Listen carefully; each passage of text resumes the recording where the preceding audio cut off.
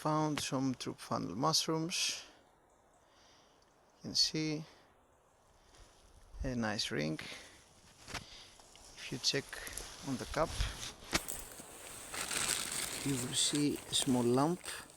It's right there, and it has a very distinctive fresh smell. You can see that it does the mycelium. It's more rooty. It has like a small sphere. This mushroom can be very good for pickles in the pan. It's very tasty. Thank you for watching. Bye bye.